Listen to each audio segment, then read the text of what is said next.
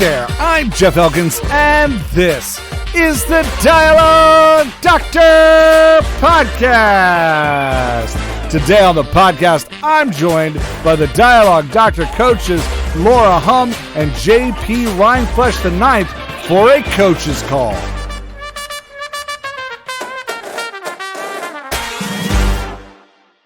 All right, here record. I'm here with JP and Laura, the Dialogue Doctor coaches, and I told them we weren't allowed to chit chat before we started the call because we need to save our chit chat for the updates. So yeah, I don't even know who these people are. no chit chatting.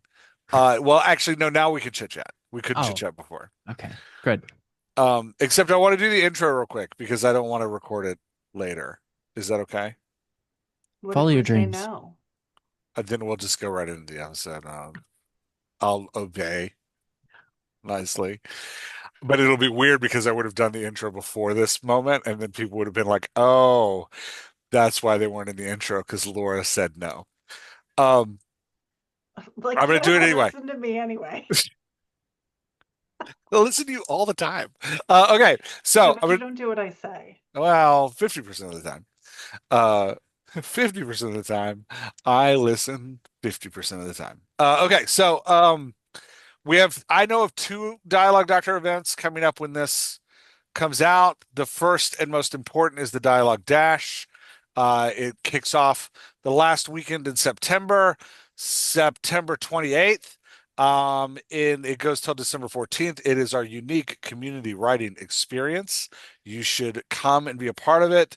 I'm not going to go through everything that entails, but it does include 9 1-hour webinars, 2 Dialogue Dash workbooks, 30 virtual office hours with us, the 3 coaches, contests and drawings to motivate your work, and a super supportive community to come around you and help you finish your stuff. So come and be a part of the Dash. Huh? Did you practice that? No, I'm reading it off the website. And a partridge in a pear tree. It is only $1 a day. It is $80 total. So you should come and join us. It's going to be fantastic. You're going to love it. If you can't attend, I get this question so much on the website. If you cannot attend something live, it is okay. It is recorded and literally sent to you that day. So if you can't come, the webinars are on Sunday afternoons at Eastern time. If you can't come to them, that's okay. We record them and you get them usually that night. And same with office hours. All the office hours are recorded and sent to participants. So even if you can't attend things in person, you still get to participate. And the Slack is 24/7, so it's ongoing. All right. Now that I've finished that advertisement, any thoughts on the Dash? I think I just want to say that we pump it as write a book in a month. But if your goal isn't to write a book in a month, it's just to enjoy writing or kind of focus on your craft, come join us. We all pick our own different goals, and you can pick yours too. Yeah, the biggest feedback I get is that it's great for accountability, and it doesn't matter where you are in your process. A lot of people I know use it for accountability. Yeah. And in a lot of ways right now, the world is a hot garbage dumpster fire, but the Dialogue Doctor community is a room that smells of strawberries and chocolate and is filled with joyful rainbows. So yeah, like a room temperature dumpster just before the heat. Yeah. So no, that's not what the community is. Like. Oh, okay. I'm sorry. Yeah. So you should come and join us because you just get to be around a bunch of nice people while the world burns. And us. And us. And a feral raccoon. And a feral raccoon. What? But only if you want that kind of thing. Just talking about me. Okay, second thing. On September 23rd at 10 a.m. Pacific time, I am doing a masterclass with the great C.S. Lakin. I may be saying her name wrong. I've never actually said her name out loud. But we are going to we're doing a 2-hour masterclass on improving your dialogue. So come and join us for that. You can sign up for it if you're part of the Dialogue Doctor newsletter because it's going to be coming out in the newsletter um, to sign up for that. And Yeah, that was at 10 o'clock Pacific, Pacific. Pacific time, So 1 p.m. Eastern, because we 1 p.m. usually Eastern time. do everything Yeah, in Eastern we time in do. here. But I'm reading We're off of Eastern her elitists. announcement, 6 and p.m. her British Standard announcement is in Time. Pacific. What'd you say? What? What? JP was Nothing. translating it to Central Time, I think. That was British Standard Time, but that's British fine. Standard. Ooh, Yeah. Oh, ooh.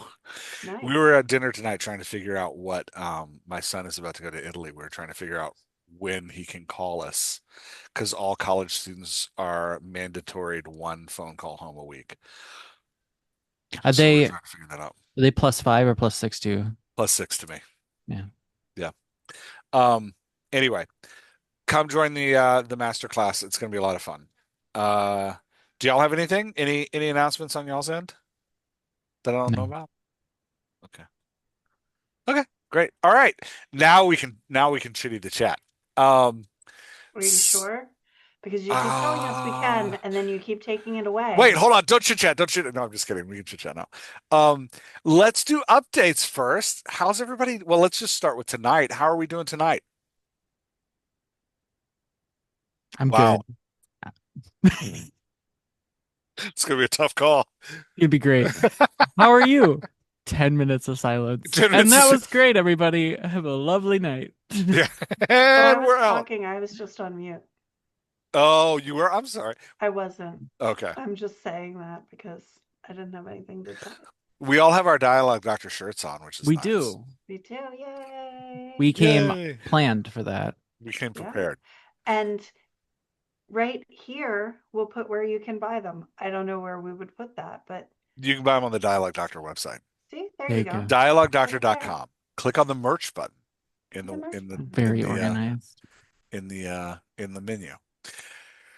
How I are you, But you Jeff? can't click on anything if it's in I'm audio, okay. right? I am running from one place to another tonight. I had a dinner, my son's final dinner at home. Um, well, not his final dinner at home, but we went out to eat as a family for the last time. Because Before he tomorrow he leaves. works. And Saturday, I have to drive to New York to take my daughter her things for her dorm, and then we drive him to the Philly airport on Sunday. So, and then he's gone until December 13th. I'm not gonna cry. So that is so tonight was our last dinner, and then I had to leave the last dinner early to go to the North Baltimore, Maryland Writers Association meeting because Lindsay Hughes was my guest tonight speaking. Mm. The Pitchmaster was speaking there tonight, um, which has been planned since like March. So it was weird that they fell on top of each other, but couldn't be helped. Yeah. And then that ran a little over, so I was late here, and Yeah. that's how my day Chaos. is. Yeah, chaos. That's my constant life is chaos and like Chaos and emotion. chasing kids around. I'm excited because on Saturday I get to drive to New York with my wife, which will be fun. And then I get to see my daughter at soccer practice, and then I get to move her into her dorm, and then we're going to the restaurant that she works at, which she is beloved at. They absolutely love her. And so we are going there to meet everybody that she works with. So Nice. that Are I'm very you excited about that. trying to guess which celebrity you're going to see that she doesn't know? I am kind of, and I'm not going to say their names out loud because Okay. I'll get in trouble with her.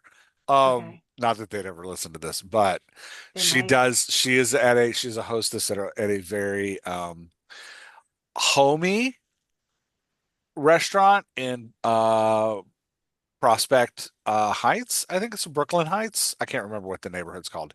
It's a schwanky Cosby neighborhood in Brooklyn, and there are lots of celebrities that are regulars that know her as Jules, which is she's constantly texting us and being like, "Yeah, I was just talking to my friend, the one that was in that movie," and yeah, they let me hold their baby, stuff like that.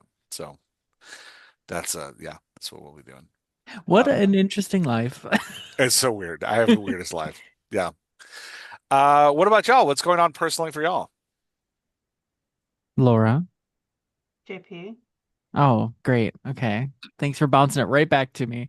Um, That's the rabid I'm raccoon in still me. apparently I'm still waiting on my dang order. It's taking forever. Of I would just 1,000 books. my 1,000 books order. I would like it to arrive at some point. Um, yeah, it just customs is great. I love customs so much. Um, other than that, Oh. uh, I'm about 75% through a draft of a what was supposed to be a short story that has now become a short novel that was a stretch goal part of the Kickstarter that will just become its own thing as well.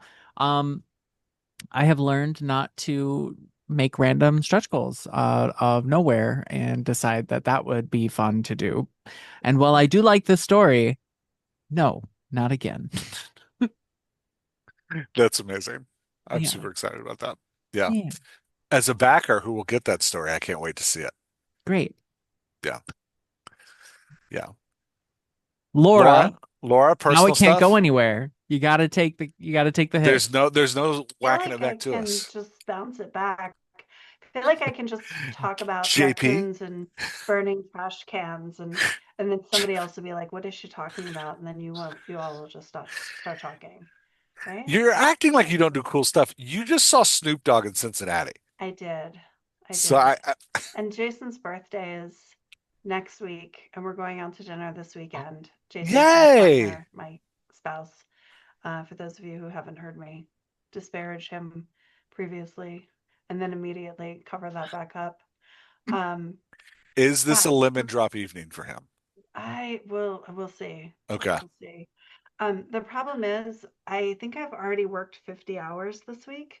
Um, so I'm kind of like in a haze and I didn't get my nap.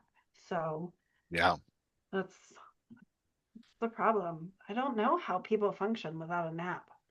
Napping is like my favorite pastime, and other people like go their whole adult lives without taking a nap every day, and I I just don't don't nap. get that. How are Never? you a I person? don't nap. I don't know. Never? It's weird. It's uncomfortable. I once napped and then I woke up and I Once. didn't I didn't know what day it was and it freaked me out, so I didn't want to do it again. Oh my gosh, you just That's need more practice hysterical. at it. How long did you sleep? I don't know. Oh, It was so long ago, I really don't. I mean, clearly it mm, was like a couple hours, not 28 hours, but my brain thought it was. That's funny. I don't understand that. Yeah, I several people in my house, not me, but several people in my house do take a daily nap. Windy Yeah, naps immediately following work for like a half hour at yeah. least. And Logan is, I think, naps more than he's awake. Um, which is why we call one of the reasons we call him the bear. But I think he's usually sleeping more than he's awake. Hmm. Yeah. I Yeah. Weird. mean, if I could do that, I would, but Yeah. Yeah. It is definitely a skill. It's definitely a skill.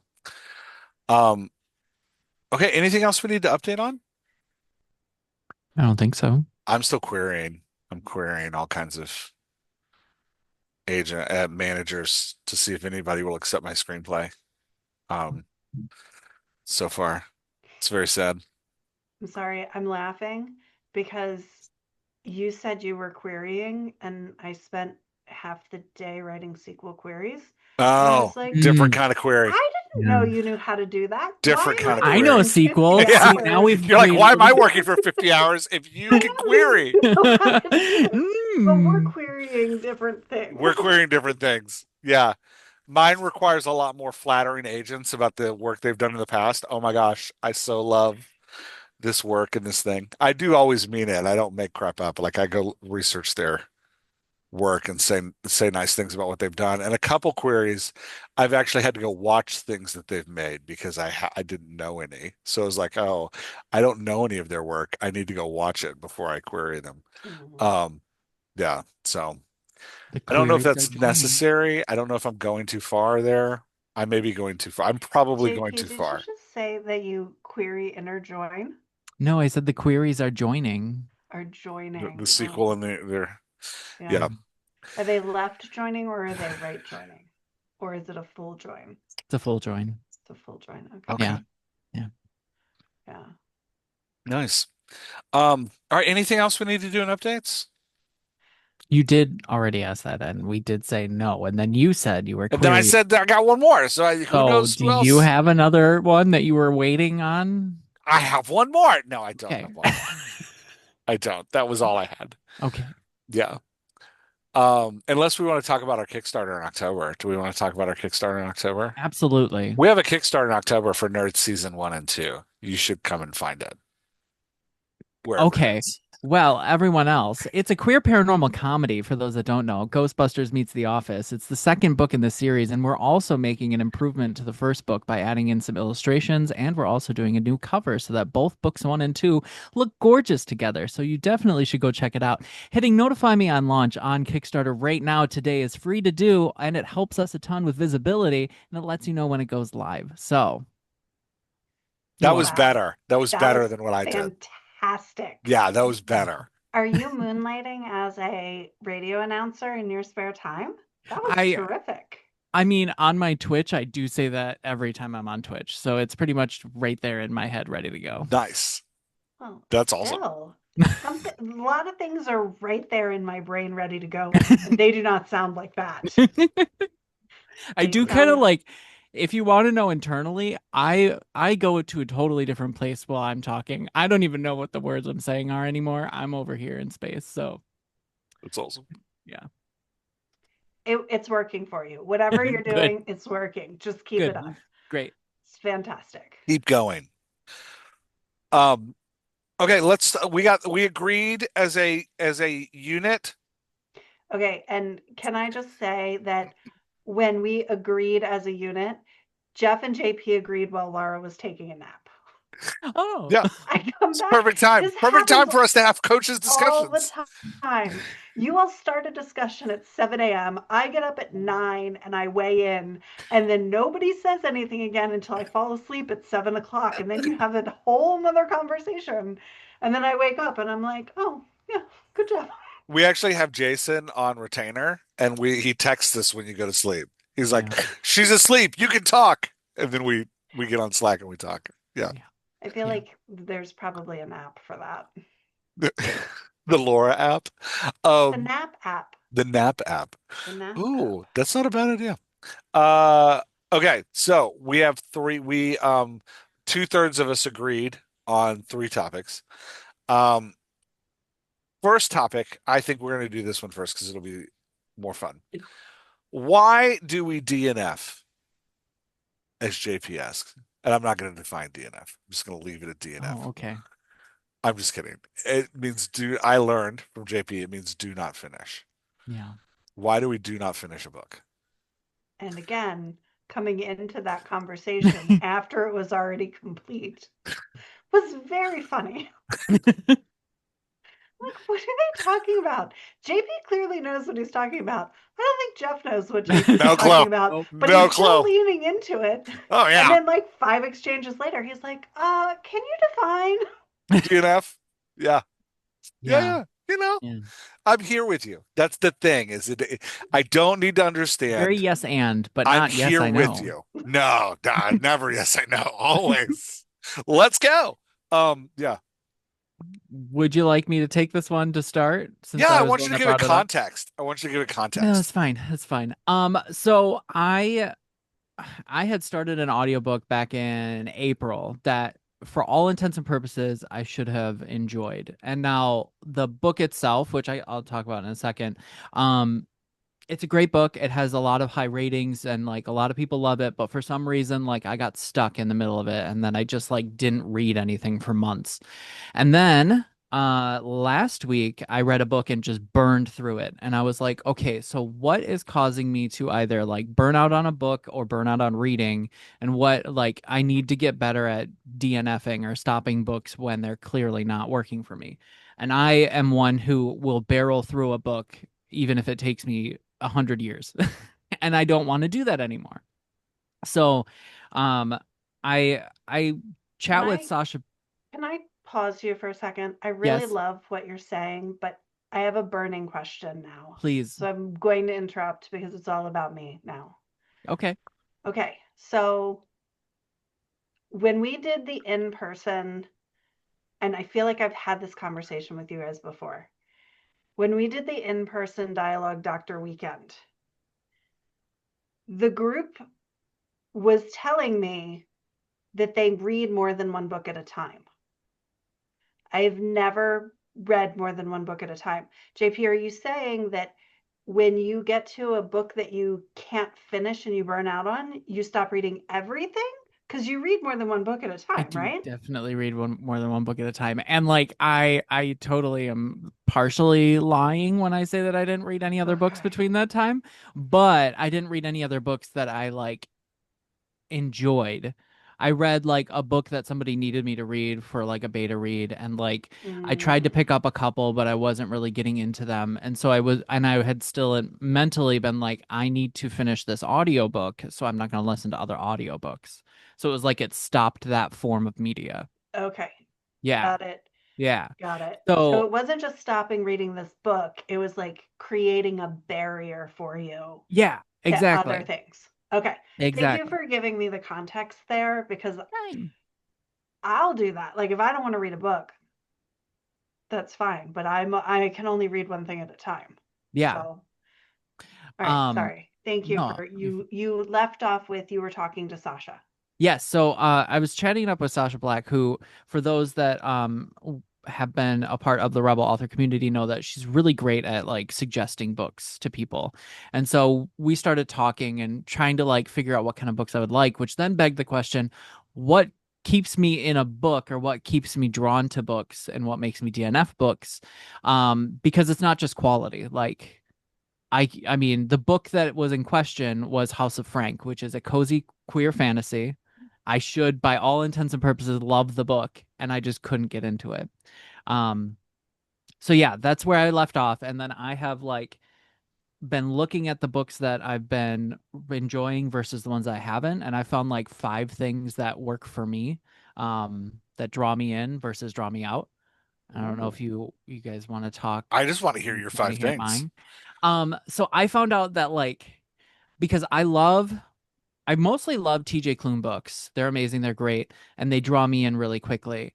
Um, there's also like Once and Future Witches, I really love by Alex Harrow. I really loved Lyrial by Garth Nix. Neverwhere by Neil Gaiman. And Don't say his name. I know I was like, well, um, and it's not fantasy, but it's like this ability to put like spatial anchoring, if that's like the best way to put it. I need to know where I am, and I almost need to know where I am immediately before you info dump on me a bunch of information. So another book that I should have liked was Gideon the Ninth, which is like lesbian necromancers in space. Should be amazing, should be great. Couldn't get into it because there's a lot of info that comes forefront before I'm really anchored into the place. So I get really stuck there. Another thing that I've noticed is like snarky or witty characters, usually queer as well, but that has like that strong voice. So it's not just character voice, but it's like this wit snark that keeps me.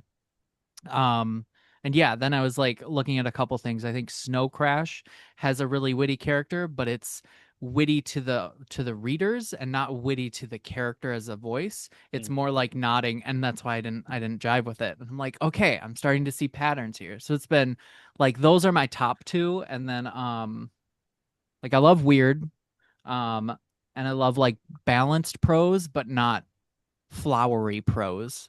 Mm. Yeah. So I don't know. That's where I'm at. Interesting. Laura, how about you? So I rarely have a do not finish, Really? but I have a whole heck of a lot of I don't start. So when I am Number about one is if to, their name is Ernest Hemingway. I Just cross them. can't help it. Too much prose, not enough action. A lot of people talking in bars about nothing. And then the one interesting thing happens and it lasts for 3 pages. And that was it out of 4 billion pages. Anyway, you digress me. I do. So when I am looking for something to read, I usually I try to throw a whole bunch of stuff into my queue because when I have time to read, I'll read 7 books in a week. Mm. And then I won't read for 2 weeks. And then I'll just churn and burn. So I like to, when I have time, prepare my reading list. When I'm picking books for myself, I read the first 2 to 3 chapters, whatever's available online. If at the end of the sample, I don't immediately want to keep reading, your book is done. I just can't. There's too much out there for me to want to consume it. Now, there are differences between what I read for myself, what I read for book club, and I put that in air quotes because it's not an official club, but what I mean is somebody else is reading it and they want my thoughts or opinions on it. I don't know why anybody wants my thoughts or opinions, You but I have have a great lot of thoughts or them. opinions. So They're I good. will share them with Highly whomever wants recommend. them. 5 stars. And lots of people who don't want them. I will share them all the time. And then there are books that I read to study the craft that I know that I am not going to enjoy the way that I would pick something for myself. Almost everything that falls in the lit fiction category falls in I'm reading this to study it and understand it, not because I'm going to enjoy it. There are very, very few literary fiction books that I enjoy. It's just not what my brain wants. So, there are very few that once I start, I don't make it all the way to the end. Now, that wasn't true 15 years ago when I had all the time in the world to read, and then I would plow through and just push through to get to the end.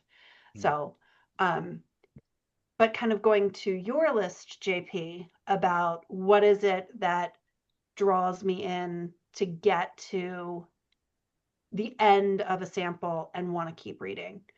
There has to be a sense of ability for this to actually happen.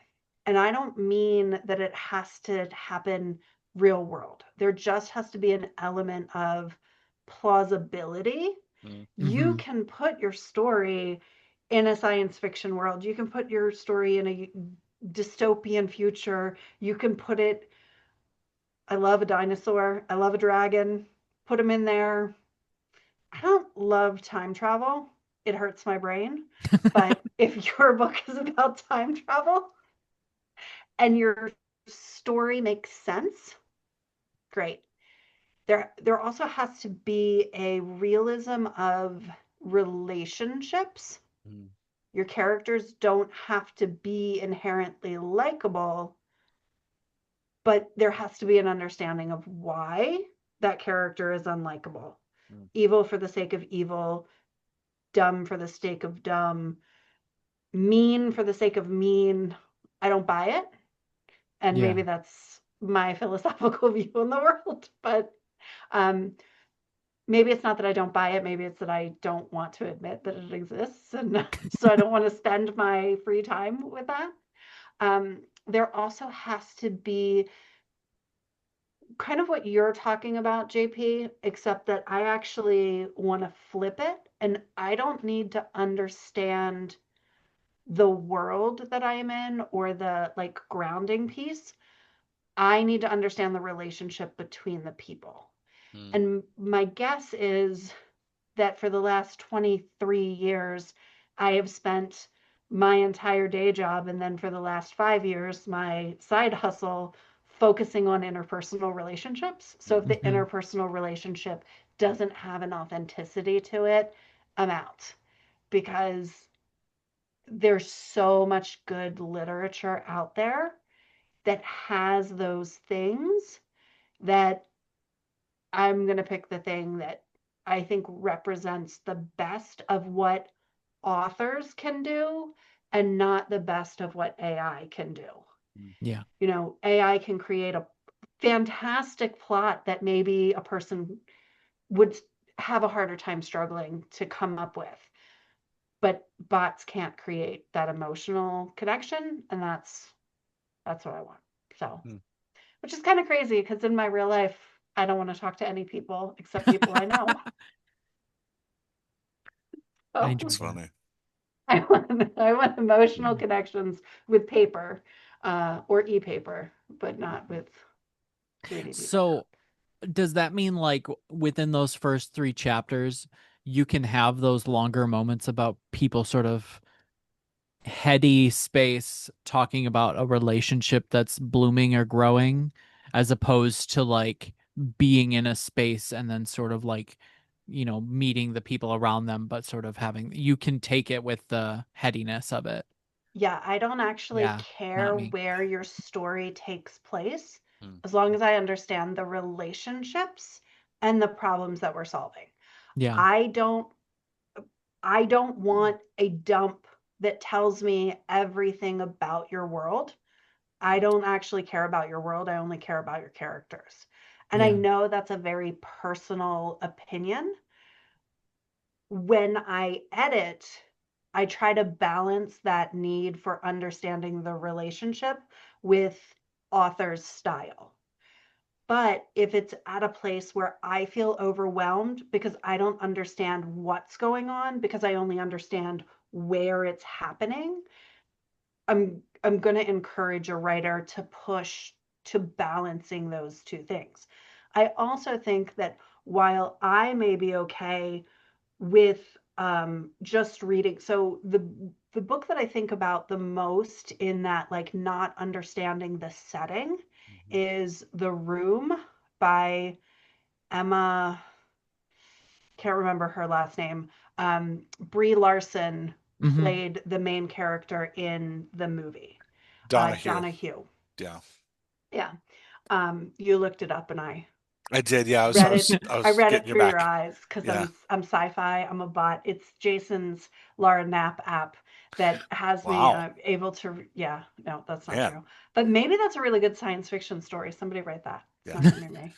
Anyway, um, the whole like first three chapters, she doesn't really explain where you are, but you know this woman is trapped. So yeah, not knowing Hmm. the outside, not knowing the rest of it was fine with me because I knew she was trapped and Hmm. her actions were authentic as much as I can imagine somebody being trapped. Never having, thankfully, never having been in that exact situation. It felt honest, it felt realistic. And then I could trust the author because of that authenticity to explain it to me in due time. I will say though, I can do that in a book, in a television show. If I don't understand what's going on in your television show, I'm out. Hmm. yeah. So, Yeah. That's interesting. And like, because I'm thinking about a book that I recently DNF'd, which was, I think, Bloom by Delilah Dawson. Hmm. It's like a sapphic horror. A lot of people really like it, but for me, the character goes to like a farmer's market and meets somebody, and then it becomes very heady about the interaction that they had, and like this, I don't know if she likes me, and sort of like this thing, and it happens too much for me that I then mm, got extremely lost, because at some point she ended up back at her apartment, and then there was like a nod to her being in her apartment. I'm like, when did that happen? Like, I need to know that stuff.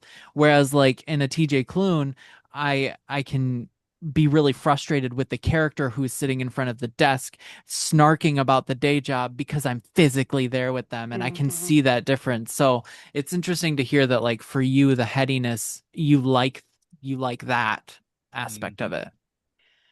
So I think there's a difference. What you're describing, where the character was in their head, but then there's movement. If that movement isn't described, like I'm going to draw a hard line here. There's no excuse for that. Hmm. As a writer, you have an editor, you have a beta reader. Please, as a beta reader, if you're reading something for somebody and somebody moves and you don't understand it, please, please, please give Yeah, your tell author them. that note. And just Yeah. because being able to say, you can be in your head and still be moving, you can Mhm. still balance that and share that. So in that case, yeah, that level of, but I don't need the whole entire street. I don't Mm. need like I'm walking down the street to my apartment and I see this house and I see those people on the steps and that person's dog, because none of that matters to the story unless it all matters to the story, Mhm. right? Like Right, right.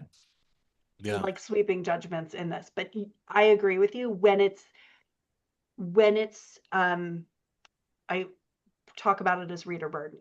When I don't Mhm. know where I am or I don't know what's going on, and that's pulling my focus away from the story, I find it distracting. And if it's too much of it, if it happens in the first three chapters, it's going to happen in the rest of the book. Yeah. So that's one of my, so yeah, I in what you're describing there, JP, absolutely. Whereas in the room, it was intentional of I'm withholding this information until you get uncomfortable enough that now I have to explain it to you. Whereas it sounds like in the story that you were reading, the author made a choice to be so in the character's head that all of a sudden now they were so distracted that, oh, I had this like disassociation and now I'm home, Mm. which is also fine if you put it in the story and it's like, oh, I'm walking into my front door. I don't remember the last 20 minutes. Did I really spend that much time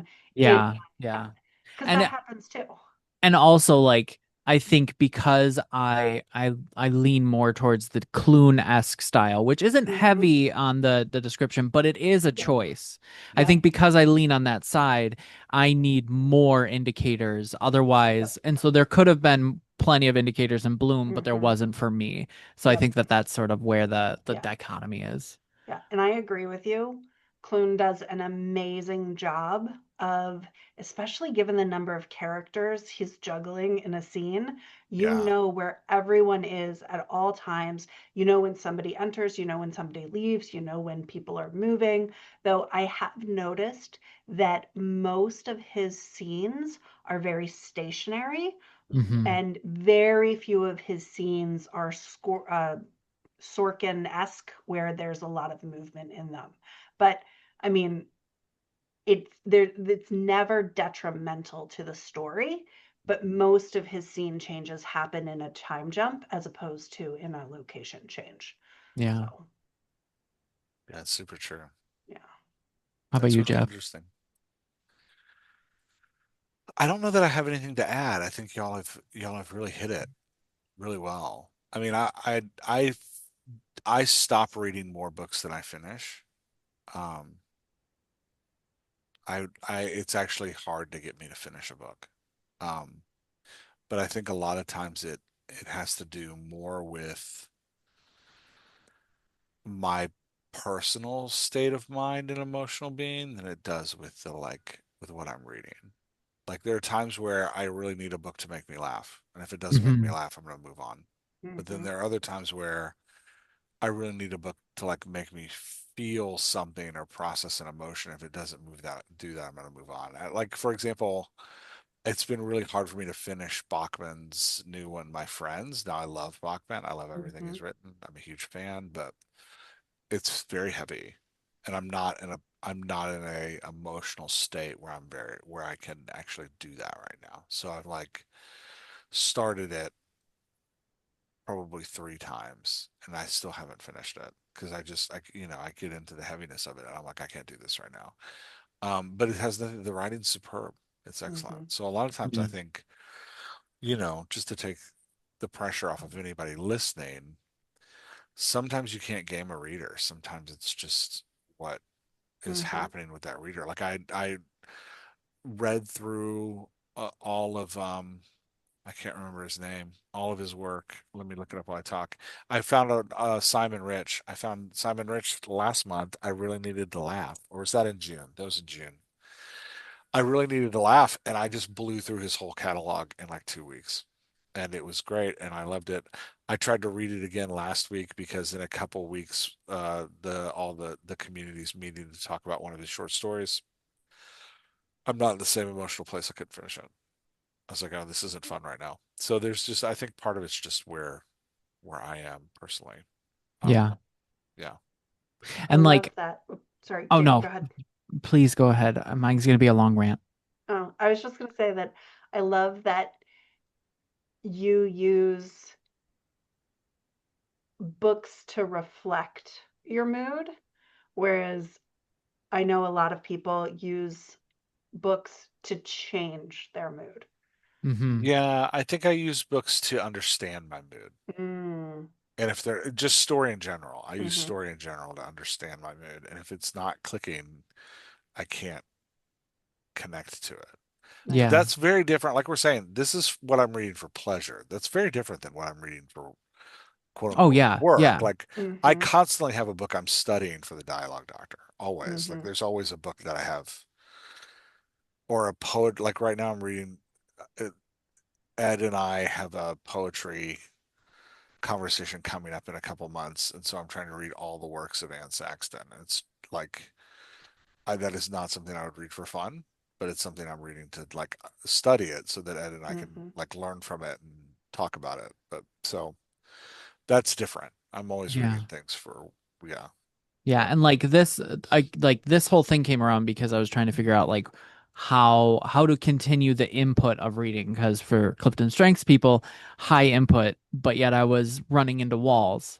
And so figuring out where my like pleasure reads are can zoom in on and I can sort of mm, make an estimated guess as to whether or not I'm going to finish this book or not helps me to sort of drive in the input. And then breaking it into these buckets really helped me because it lets me know as a reader what's drawing me. Because then as a writer, I can say, are these things that I also like to do? If mm, so, then when I'm reading this, what are the passages that are making me feel spatially aware? What are the passages that are, the witty snark of a character voice? Because that is clearly how I like to write as well. That is really working for me because that's something that I can then use for my stuff. But um, yeah, this is definitely explicit for like pleasure reads and mm, how to like find where your baseline of easy reads are and then Mm-hmm. figure out where to go from there. And like yeah. Jeff, you almost sound like part of yours is a baseline on your emotional state at the moment Hmm. to drive what helps you read. And that's actually very high on the percentage level of like what drives you to read through a book quickly. Whereas for me, like I don't know. I could pick up a horror book, I could pick up a cyberpunk book, I could pick up a really depressing book or a really funny book right now. Like it doesn't matter which one it is as long as Mm-hmm. it meets the quality of like good voice and a good like spatial place for my two. Mm-hmm. Mm. Interesting. How do you pick your books? Like, how do you find the books that you're going to read? Well, now I have a list because of the lovely Sasha Black, who did amazing. Because I like Yeah. went through this list and like surprisingly the majority of them after looking like fit very well into these Mm-hmm. Nice. categories. Way So to I go, was like, Sasha. she knows her stuff. Yeah, she Um, does. but yeah, I other than that, like I think and I think Storygraph could help a little bit with this. It is an app like Goodreads, but it does ratings differently than star ratings. It talks about is it character driven, is it plot driven, is it moody, is it, atmospheric. Mm, And so it gives a little bit more analytics that could help you if you're looking for specific types of books. mm. Nice. Jeff, how do you find yours? Um, Part of it is I read specific author. I'll read everything an author writes, and Mm-hmm. if you win me as a writer, I'm insanely loyal. So Mm-hmm. like I there's about 15 authors that if they put out a book, I'm gonna read it. It doesn't matter Yeah. if it's good or bad. Now I may not finish it, but I'll read it. There's a outside of that, a lot of it is recommendations from other people. Um, or a lot of times I'm reading for quote unquote work and I discover an author that I'm like, okay, I need more of that. So Mm-hmm. there's a discovery process for me. I don't I do not listen to the algorithm, um, Mm, and what it says.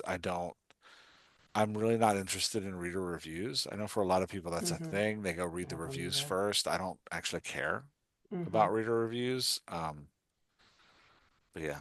But I realize I'm odd that way. I know a lot of people really like to look at reviews, and especially if you like a specific genre. I also don't read a specific genre. I read Mm-hmm. everything. There's nothing. I think the only ones that I try to avoid are epic fantasy because they take a long time. But I have read some epic fantasy, but I try to avoid them because they take a long. They'll take like when usually I finish about a book a week. They take an epic fantasy will take a month. Um, yeah. What about you, Laura? Nice. Um, I'm like you. I don't care what anyone else says about a book. I'm just a little too egotistical like that. Um, Rarely do I read something that hits the bestseller lists in the time that it's on the bestseller list. Mm, Um, I I typically don't enjoy the same things that are being hyped there. Um, if I'm looking for something specific. So, a couple months ago, one of the authors that I've been working with for a really long time is she is going back to the beginning of her book and doing her final pass with all the stuff that she worked on all the way through, making the front match the back. mhm, And she was talking to me about kind of what she was hoping for her book to be. And it was kind of in that sci fi realm. I haven't read sci-fi for pleasure in probably 10 years. I have a tendency to cycle through genres. mm, Where Jeff, you cycle through authors, I cycle through genres. Um, so in that, I went and I found like the 100 must reads in sci-fi mm. in the last 50 years. And then I went through that list, read the synopsis. This synopsis, is that the right word? Yeah. Synopsis? Yes. Summary. Yeah. Yeah, summary. The blurb Mhm, about what the book is about. If I liked that, then I read the first chapter. mm, If I liked that, then I read until the end of the sample. If I liked that, then I bought it and then I moved on. So yeah. I found a lot of books that way. Um, Lots of times I'll look at the like what's on sale this week Mm, lists and read through that. I do find that lots of times the summary of a book actually is very, or the hype behind a book is actually very deceptive. I just read a book. It's actually kind of a new release, which is not something I usually do. Sorry, I'm I checking totally got it my before it released. I wish I could get them before they're released. I'm sorry, I'm checking Book Marie to get the actual name of it. Because I don't remember the names. Um, it has a blue cover. well, that narrows it down. Yeah, Yeah. yeah. The That's there's Wedding none of them. People. Ooh, good By name. Damn. yeah, Allison. I'm gonna butcher this. I'm mad. That name's so good. Espach, I'm mad at it. Yeah. Espach. It was not the book that I was expecting it to be from the summary and from the first chapter. Mm, But she had me in the first chapter. And then when the book took a turn in like chapter 5, I was like, whoa, whoa, whoa, whoa, whoa. What are you doing here? Um, and it was after that moment, it was pretty predictable, but I don't mind predictable because I want to see what the author does with that predictability. mm, Hmm. In a lot of cases, like if the author has won me, if the book is predictable and the author has not won me, then I'm like, yeah, and then I'll put it on my did not finish. But nice. so, yeah, that's how I find that I'm pretty random. Okay. No, I think that's great. So, Um, any other thoughts on that before we move on to the next topic? I don't think so. Okay, Oh this my next one we God. can probably do quickly, and I'm doing it just because I'm super selfish. We we have we're coming up on our 300th episode. I think this episode Yes. is either 290 or 291. I can't remember. And for the 300th episode, I am gonna put together, and I'm gonna ask you to as well, but I'm gonna put together a solo episode where solo, as in the three of us individually, um, where we go through the look. We've come up with a lot of systems and a lot of teachings over the last Mm, 5 years. And yeah. I find more and more that people are like, I don't know what you're talking about. Because I'll be like, oh, just use the daisy. And they're like, what are you talking about? Hmm. So, Dollop of Daisy. yeah, I mean, sour I mean, cream. sour Uh, cream is very good. Sour cream is very good. Just rub it on your book. It makes everything better. Um, I hate that. you're a daisy if you do. Yeah. So No, I any, don't I don't want to rub sour cream on and then you mush the pages anything except together, my and it comes chocolate. out of the pages as you mush them together. Sorry. Listener, you're Um, welcome that I sidetracked that. Oh. so I just want to go real quick. For you two, what are the systems we've come up with that you think are dialogue doctor gospel? JP, the emotion that you portray on your face at every moment just makes my day. You're welcome. The listeners will have no idea. I That's missed it right. too. I But was the thinking and watchers looking will up and know. lost it. Yeah. Yeah. All right. Well, I'll start on this one Okay. because um, I think where we started with the dialogue doctor and the four elements of voice are key and see, and this is where I know you keep going with five, but it started with four, and then we broke words into two different sections, topics and language. But if you're going back to basics, the four are cadence, pacing, body language, and words. If you're using the revised model, words has topics and language. Understanding those four components and how they work together change a story from it doesn't get a reader's start for me, or it gets me all the way through. I will read a story that has no plot, that has fantastic dialogue because of those four elements any day. You give me good dialogue and I'm going to trust you with everything else. So Yes. I definitely think that Strong the start. elements of voice, and I think we moved. I I think that elements of voice are so specific, and they often come so late in the editing process, unless you're just inherently good at it or you've studied it for a long time and you can do it during your drafting. So much of that finesse in words, cadence, body language, and pacing comes in the editing process, which I think is why over the years we reference it, we teach back to it, but we've moved a lot away from it in our core teachings in the past couple of years. But Hmm. if you're going with 300, what do we need to celebrate? Nice. Words, pacing, cadence, and body language. Good start. And I can never say them in the same order. They always come out in a different order. So, JP, you got Cool. any? Um, I wasn't here at the start, but I do think that like we have really focused on emotional journey as the essence of storytelling, and that the vehicles take the journey and that they're all on the same road. That road being the story hypothesis, trademarked by J.P. Rindfleisch IX. Um,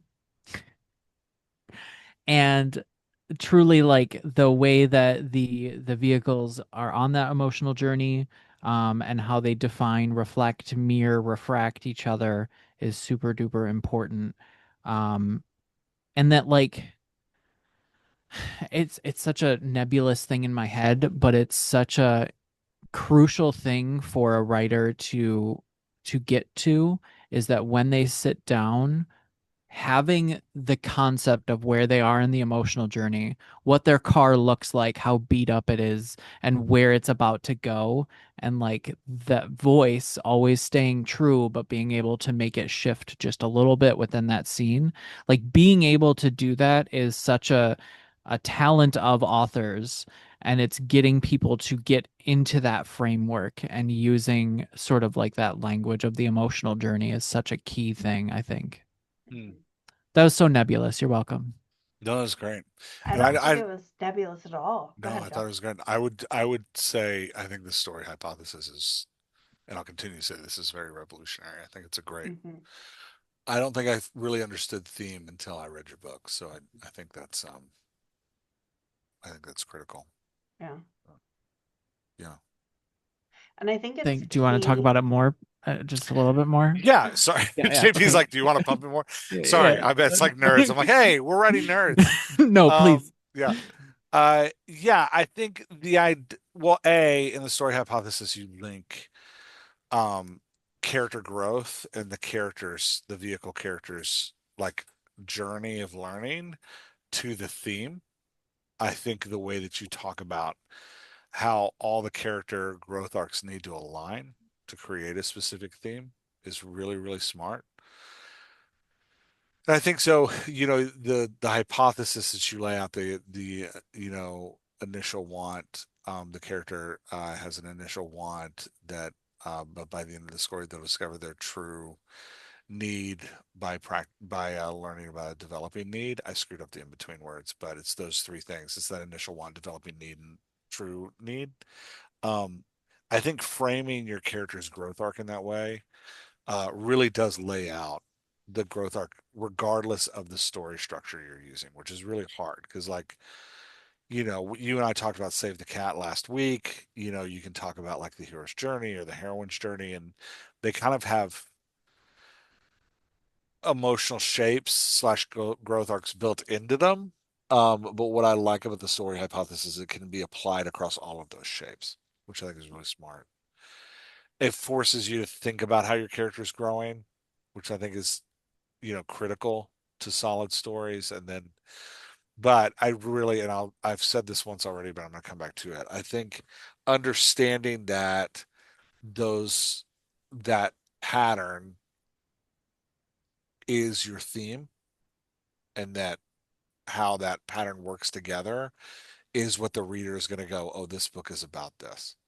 And so, and I've actually found it really helpful as I coach writers to go like, okay, like you're really obsessed with the setting or like the worldview. Let's talk about the growth arc and then let's talk about the story hypothesis and then let's ask, is that setting empowering that hypothesis? And if the setting's not powering that hypothesis, then you either need to change your growth arc or you need to change the setting so that the setting aligns because you can have like, if the story's about ends up being about, just a growth arc that comes out of the story hypothesis, if it's like a found family story and but your setting is, a giant tenement building where no one ever knows each other and everybody's a number, those don't necessarily align. They're like in combat with each other. So the question is like, is that combat what you're after? Like, I think the story hypothesis, I'm saying all this to say, I think the story hypothesis opens up a ton of questions about your work that's really important. Hmm. So yeah, I would say that one. I did intentionally mean that to just inflate my ego, but also, I think you actually hit on a couple things that like it reminds me why like I like what we talk about because I feel like there are aspects about emotional journeys, about theme, about those sorts of things that authors sort of I often hear authors being like, well, that's how the reader will interpret it. But like if you're a painter, you are intentionally putting paint on there. You're intentionally doing things because you're trying to strike an emotion, because you're trying to set a theme to something. Your various artworks for a period of time are put there because you are thinking through something, because you are going through a process. And so you can sort of see the cohesive theme there. And when you aren't given the ability to talk about your artwork, someone else will put those words in there for you, and that's the Mhm. problem. And I think that that's where like you have your voice to talk about your work, and I think that that's a bit of a deconstruction to the like Western concepts of how you should be silent about your work and let other people speak for it. But yet we don't do that for dance, we don't do that for art, we don't do that for other visual medias, but yet we still put those expectations on for writing. Whereas when we're able to, in the front end of that, have the language for the emotional side of it, we can then intentionally put it into our work. Mm. And Mhm. I think that that's what I feel like we're able to at least try to get people to think about. Mhm. Yeah. I think there's a freedom in the story hypothesis that a lot of other craft, specifically plot craft books, doesn't allow for. The number of times I've worked with an author who has told me, and then this scene is going to be the dark night of the soul. And I'm like, why does your book have a dark night of the soul? Not every story. If you're writing that journey, please, by all means, celebrate your dark night of the soul. Not every story needs it. And I think by giving authors the freedom to understand how growth happens and how, going back to the core of what a story is about, there has to be an inherent conflict. Mhm. That conflict doesn't have to be between people, it can be internal, it can be within the world, like it can be whatever you want it to be. I'm an editor. I'm not going to be able to give you a list of all the things conflict can be. But by telling ourselves a story has to be one thing, we're replicating instead of creating. And again, replication is amazing. Do you write the story that's in your head? Use the tools that help you with that story. And I love the freedom and the flexibility that the story hypothesis gives you, because it doesn't tell you this is what the arc needs to be. It tells you this is how a character grows. And that's what most people that I know and that I've talked to about reading, whether it's because they're reading for pleasure or because they're reading because they're an author and they're studying it, or because they're a literary expert, it's about the growth, it's about the arc, it's about the character. So I think that the story hypothesis gives that freedom. So nice work. Gold star. Thanks. Any others y'all would throw in there? As far as, well, you didn't say one that you wanted. I said the story hypothesis. Oh, JP, do you want to share one? Because I have I another said one. the emotional She said journey, the and emotional then journey.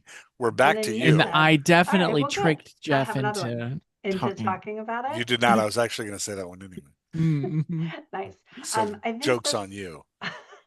I think this one piggybacks onto those two things. And it is the ability for an author to craft the reader's emotional journey based off of what they want as an author. The same story can be told from different perspectives, and it will have a very different impact on the reader, right? We see this, Disney has done a huge push at this by humanizing their villains, right? We, during one of the office hours, again, if you are not attending the dash, this is why you want to do it. We were in a dash and someone said, I think it was Lindsay. I want to make sure I give props to the person who said it, but if it wasn't Lindsay, I'm sorry. There were so many office hours. Um, we all think 30 we're of the them to be exact. hero. Would you say? 30 of them to be exact. Go Right? ahead. Sorry.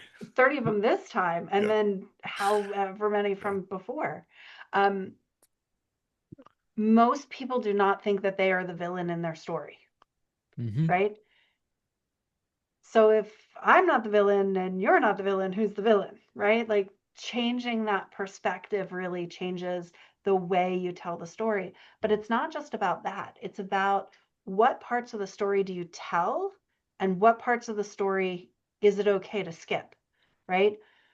We learn to tell a story sequentially. Here's the beginning, here's the middle, here's the next part of the middle, here's the next part of the middle, here's the end. Mm. So when we write as an author, we tend to write it in that order.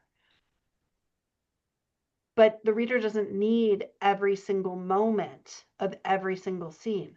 Mm. Jump ahead, focus and highlight on the part of the story that matters, skip over the other stuff. Turn the story around, tell the end part at the beginning because it creates a different emotional experience for the reader.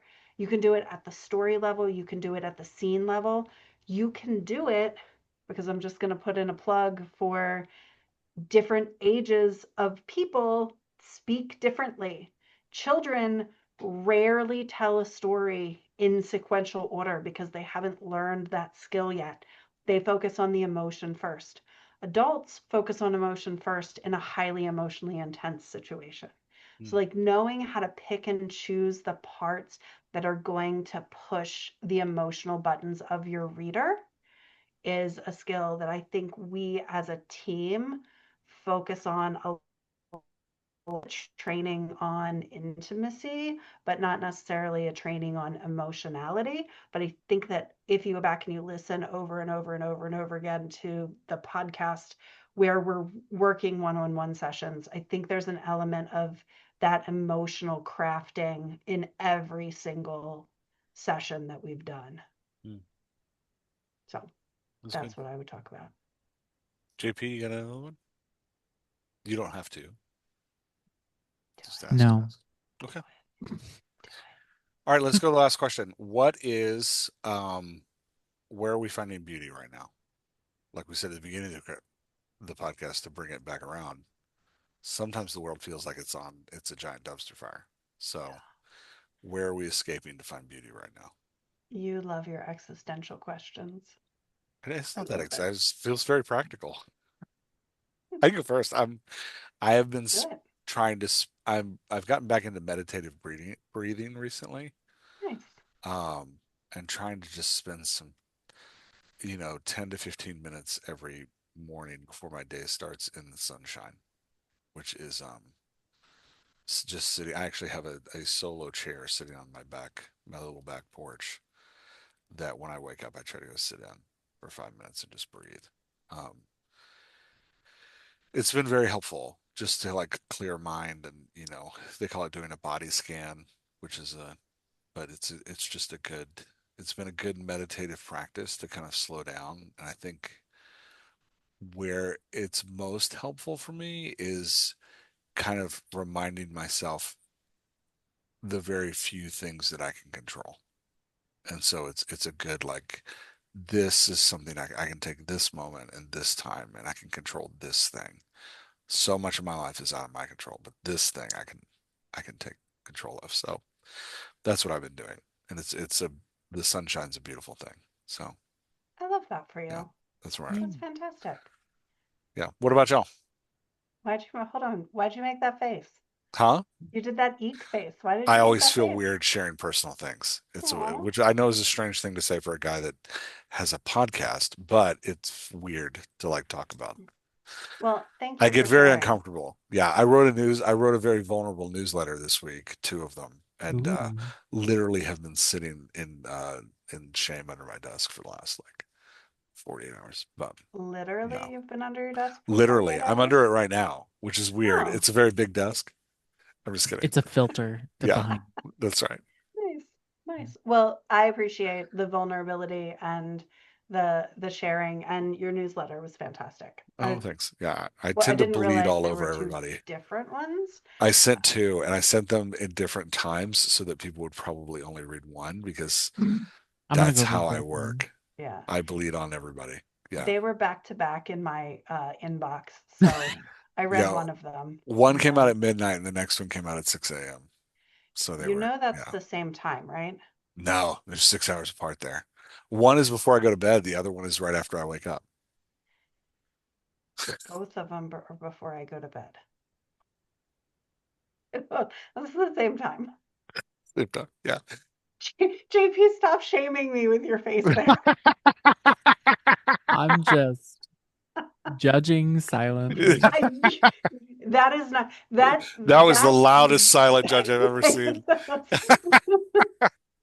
All right, what about y'all? Where are you finding beauty in the world Go ahead, shame or in face. life? Well, did you just call me shame face? She Yes, you did. shamed me with your Go face. ahead, shame face. Okay. Well, I wanted to call you shaming face, but that had too many syllables. So now I'm saying, but you shamed me with I your didn't look. shame anybody. I just stared. Judged It's- shamefully. I just stared. That's what it is. Um, Shame is more your reaction to his judgment. He didn't shame, he judged. And then you That's felt, true. yeah. My don't interpretation of break apart your what I did. judgment. Let's diagnose JP's facial expression. Yeah, Where am I finding beauty? I'm finding beauty in reading and listening to audiobooks again. nice. So that is kind of the big thing. So obviously high input, and then also like I don't know if it's like part of the Clifton strengths or just some neurospiciness of mine, but input, intellection, and ideation. So big, heady person over here. Mm. I'm huge into like visualizing. So like audiobooks, one of the big reasons why I need that spatial anchor is because like I see the audiobook in my head. Like I'm currently listening to Compound Fracture, which is a like Appalachian horror with a trans autistic main character. And like I'm physically in every location that they're in. Like I can feel the asphalt, I can smell the dumpster, and I sort of like get the entire vibe of the story. And so like I'm really finding joy and like beauty in that again, and like having that brain working. And then also for basically since I lost the day job, I've been walking the doggo in the morning, which has been something I Nice. literally have never done, and this poor dog needed to be Oh, walked. But yeah, I mean, I get up at like 4:50 in the morning. We're out walking by like 5:15 in the morning, nice. when Laura's getting ready to go to Laura sleep. calls that bedtime. Yeah. Yeah, literally, I went to sleep this morning at 4:15. I uh, went to sleep on Monday morning at 7:15. Could have literally passed the baton. I think we Um, have that like, but I think that's awesome for you. yeah, Love yeah. that. So we Nice. walk around the neighborhood and you know look at That's all the great. stray cats. Yeah, Very cool. fantastic. When you read, do you get that same physicality as when you listen? Yep. Yeah, That's it's cool pretty that you much get the it from same. both. Yeah. And like it's it's weird because when I'll like recall stories, it takes me a minute, but then I Hmm. like get into the story world. And so like I'm Yeah, back in the physical, especially if it's a book that I really enjoyed.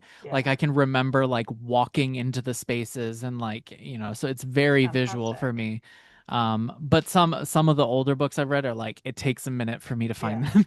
Mm, that's so yeah. cool. Laura, how Love What about that. about you? you? So, um,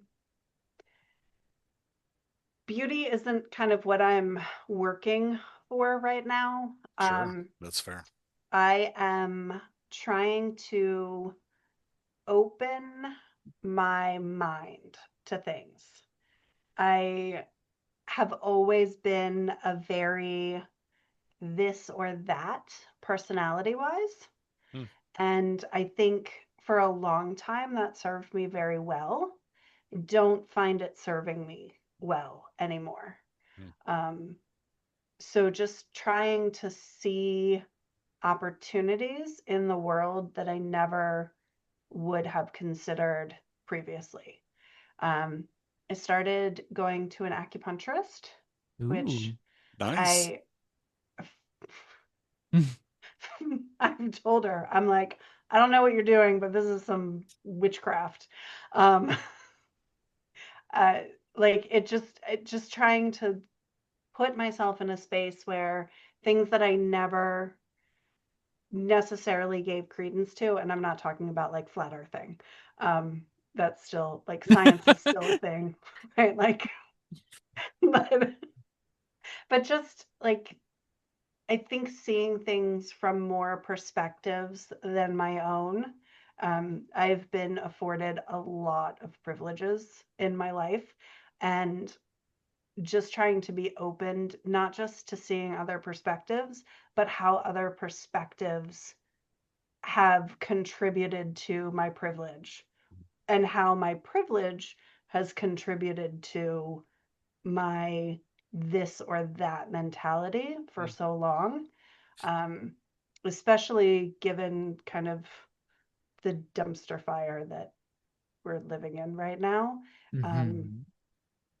I have decided that I'm not going to be on the wrong side of history. I've been doing a lot of reading and watching World War II Holocaust stories, Mm.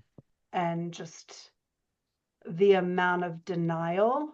I mean, the amount of denial that still happens, but that was happening at the time, Yeah, so it's painful. Yeah. not necessarily needing to see the beauty in the world, because I feel like if I being a this or that kind of person, Hmm. if I start finding the beauty, I'm going to ignore the rest of it because it's either Hmm. this or it's that. There's no room for both, right? Sure. Yeah. So like challenging my own perspective as much as I can, being open to new, and trying to, just because I've always been this doesn't mean that's what is. So, Mm. Yeah.